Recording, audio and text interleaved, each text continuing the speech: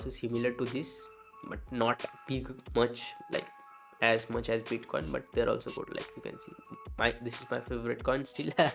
I'm holding this from a long time, and there are a lot more Dogecoin, which was basically a meme coin, but still got a lot of capital. You can see market cap the Dogecoin like 11 billion.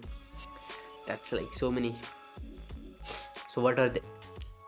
They're also similar to this. They also act like this. So they are also building so many things in their chain, and they are growing. People are using them. People know, and that's the altcoin. So many, there were so many coins like this. This was a meme coin, just a doggy, you know, doggy picture. So this was a famous meme coin, and so many, when people promote like around this time, like from here, you know, started like $1,000 started there, and then started to go there. Like look at this time, many other altcoins, many other people built so many coins, and people bought it without even thinking. That's what I'm saying, just do a little bit of research before buying any coins. So there were so many things, and when BTC like dumped and people lost faith, and many were coins went to zero.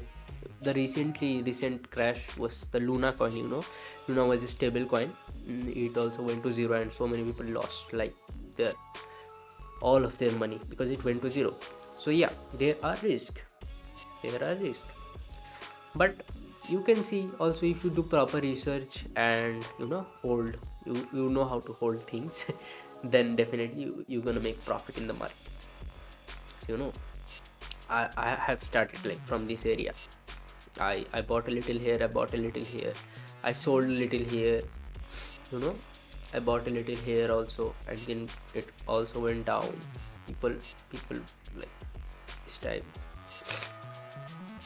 So yeah, it is hard, I know, but it's gonna be easy when you start looking at these things.